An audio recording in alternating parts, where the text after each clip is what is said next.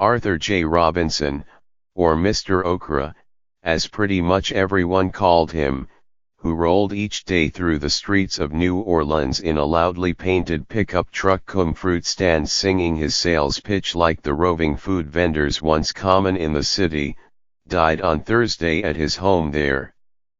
He was 74. The cause was a heart attack, said his daughter Sergio Robinson, who had in recent years taken to driving the route when her father's health waned. In neighborhoods rich and poor alike, you could hear the rising melody some minutes before Mr. Okra's truck appeared.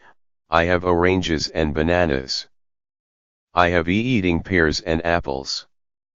Over tinny loudspeakers you would hear that he had cantaloupe, greens, squash and the mango, and soon the truck would come into view, a polychrome, mobile oasis in even the driest of food deserts. Children, regular customers, and selfie-snapping tourists would flock to him, the customers to buy watermelon, or maybe a few ears of corn. Mr. Robinson, built like Santa Claus, and with an impish sense of humor, would hand over the produce in a plastic bag, snap the cash proceeds into a binder clip and be on his way. He was a direct heir to a street peddling tradition in New Orleans.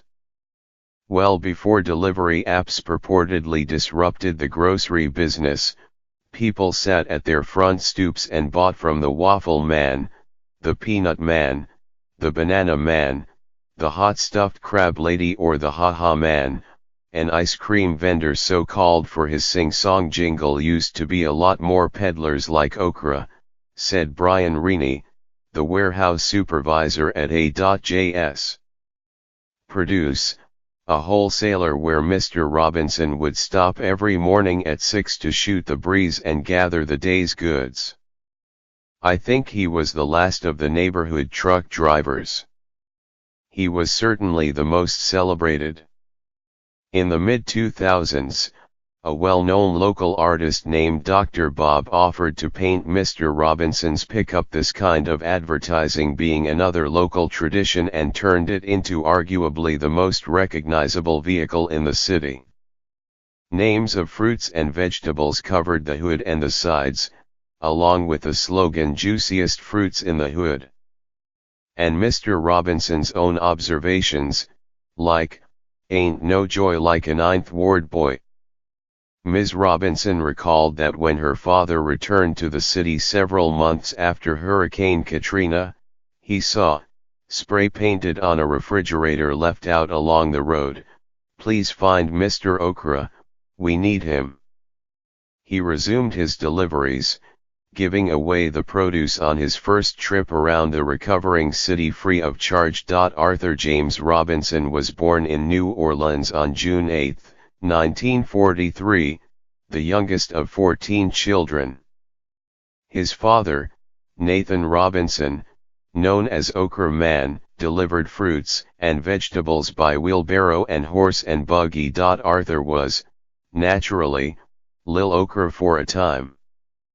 But after dropping out of school, he moved into other lines of work, running a gas station, traveling as part of the Merchant Marine, and repairing the tires of 18-wheelers.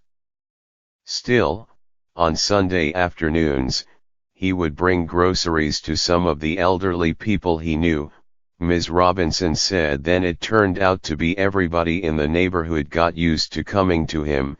She said, "So, some 3 decades ago, he affixed a metal roof over the bed of his truck and started making the rounds, on his way to becoming a local celebrity. When the truck he was using in 2009 broke down, the owner of a local Ford dealership offered a replacement at a steep discount, and Mr.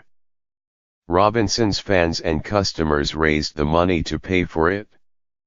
Dr. Bob painted it again. In recent years, Mr. Robinson was the subject of an award-winning documentary titled Mr. Okra and the main character in a children's book. His sing-song delivery was sampled in a song by the Dave Matthews Band. A recording of his fruit seller's calls can also be heard on a keychain sold at checkout counters all over the city. And the Louisiana Children's Museum plans to put a recreation of his truck on permanent display.